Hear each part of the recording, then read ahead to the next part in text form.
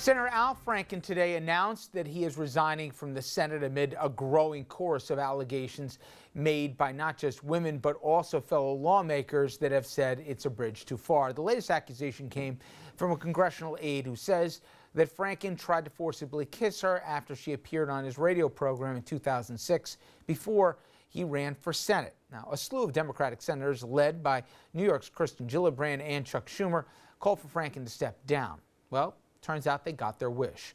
Franken, he took to the Senate floor to make the announcement, and in more than just a pro forma statement, it was pretty clear that he was defiant as he left, and he also believes that there's an interesting standard being applied. I was shocked. I was upset. But in responding to their claims, I also wanted to be respectful of that broader conversation, because all women deserve to be heard and their experiences taken seriously. I think that was the right thing to do. I also think it gave some people the false impression that I was admitting to doing things that, in fact, I haven't done. Some of the allegations against me are simply not true. Others I remember very differently. And there was no apologies in the statement. Then later in that address, Franken got political and he compared his situation to that of the president and Roy Moore. There is some irony in the fact that I am leaving while a man who has bragged on tape about his history of sexual assault sits in the Oval Office, and a man who has repeatedly preyed on young girls campaigns for the Senate with the full support of his party. Now, it was interesting and I think notable. The Wall Street Journal's editorial page, certainly I don't think ever accused of being a friend to the Democrats, said this whole thing will hurt the GOP. I want to read part of its op-ed called Trump's Franken-Moore Nightmare. It's time for the presidency to protect itself. Disown Moore.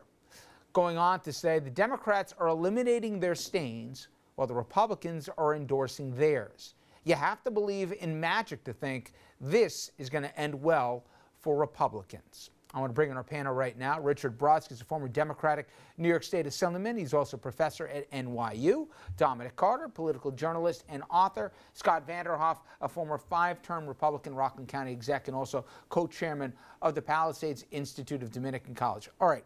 I want to get to the politics because there's a lot of it, and one would argue politics drove at least the pressures and the timing of this resignation.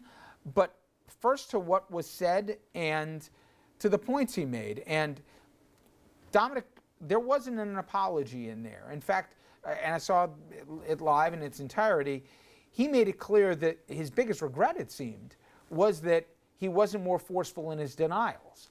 And while he acknowledged that there was, not today, but prior, that USO trip that he took where he posted that juvenile, if not worse, photographs with a fellow entertainer on that flight, he believed that if he contradicted any of the following accusers, that he would seem in a bullying capacity or whatever, so he let it go. That's a photo in question. And again, it should be noted that that was not our only complaint against Franken on that trip. Was he tone deaf today, or did he deliver, for him at least, a message? And he also spoke about the role of the Senate going forward, et cetera. Did he do himself any favors today or not? I don't know if he was really interested in doing himself any political favors. I think what I heard today from Al Franken was a man that left open the door that he could, I know I'm stretching here, possibly change his mind. I think that, because why not resign immediately? And just to give context, what Dominic said, in several weeks, he said, in the coming weeks he Right. did. So there wasn't a permanent timeline on that. Curious to me also because he brought more into this address as well. It's all part of this conversation. Next Tuesday will be the election in Alabama. So you don't want anything, theoretically, Chuck Schumer certainly didn't, as a minority leader, anything overhanging that conversation, whether or not the resignation is sufficient enough may or may not do it. But yeah, I'm sorry. What I heard from Al Franken today was that he was taking one for the team, he was taking one for Democrats, and he's doing so begrudgingly. And not only is he doing that, he's now walking back his apologies to say, "Listen, I didn't do everything that I copped to and that I accepted blame for." That's what I heard. I don't think he'll be able to unwind the clock, but I will say, in watching it, someone that was in my office with me at the time said, "Is he in the middle of his address rethinking his resignation?" You know, but nonetheless, Richard, 2 years ago, a year ago, if the same circumstances happened, do you believe the pressures would have been there where he would have resigned? No, the world changed. It did. The world changed, and it changed to an extent that after years, decades of ignoring legitimate complaints, that it is now almost impossible to contest complaints. Now, that's the almost inevitable consequences of years of injustice. It yields strange results, as Al Franken pointed out, that the President Trump's admissions are not compelling. The admissions of Senator Franken and Representative Farenthold, others of both parties, are compelling. We're in a maelstrom, a whirlwind that will have to sort itself out so that complaints will be taken seriously finally. They never were. But denials can be taken seriously as well. And the unfortunate thing, if you're an objective person sitting back, forget the morality for the moment, Scott. They look and say, well, what do Moore and Trump have in common versus what we've seen with Franken and so many others in different, deny. And to me, there's an unfortunate turn that's going to happen, that there's going to be a false accusation at some point. And then my worry is that going forward, everyone will say, see, just like person X, you can't believe everything you hear here, and I didn't do it, go prove it, right? And how many times is there video or audio evidence about any of this, let alone police involvement? So I'm worried where this all ends, but I understand some of the confusions attached. No question about it. And I think Richard's point, his last point, is very, very meaningful, as is yours, which is the denials now to be taken.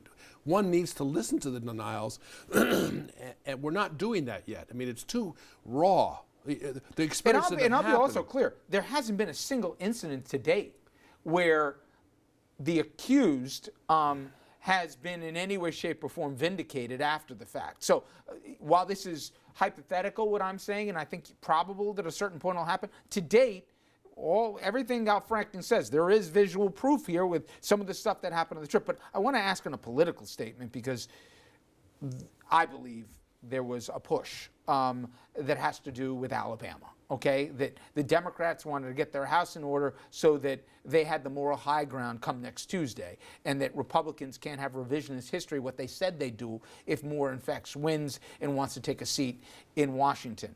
Do you think the Wall Street Journal is right that the Republicans have a problem? A, because of their commander-in-chief, and that B, because they've really contorted themselves with what they will or won't do with Moore? Yeah, no, I think they do. I think the Wall Street Journal is absolutely correct. And even thinking about it more, I mean, the many meetings that Schumer had with Franken weren't just, listen, you misbehaved. It was, you need to set the standards so we have the ammunition going forward. I think you're right, Dominic. I think he took this for the team, because frankly, I don't even know what the other, I don't know if you do, I don't know what all the other accusations that suddenly came out are or not. There was somewhat of a consistency that he tried to force himself in terms of a kiss or an unwanted advance, or he put his hand on the backside of a woman.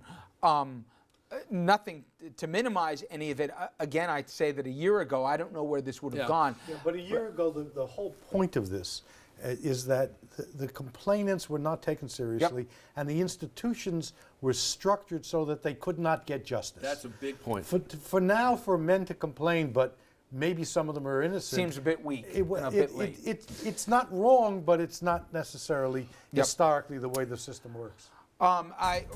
I want to give a little bit of breaking news here. We mentioned off the top of the show that the House had passed a 2-week extension for a spending bill to avoid a government shutdown. Well, now it seems that the Senate has joined suit. They've also voted as well. It passed just a little bit ago. The president's expected to sign it. Again, this only buys them 2 weeks to reach a longer-term deal. And trust me, there'll be tons of conditions attached to that, more than just to keep the lights on. All right, coming up next, some stories that are closer to home. New controversy over renaming the Tappan Zee Bridge after Mario Cuomo, and a push to change the name back, and a major health concern for people who live near Indian nuclear power plant. That is several million people in our area. We'll be right back.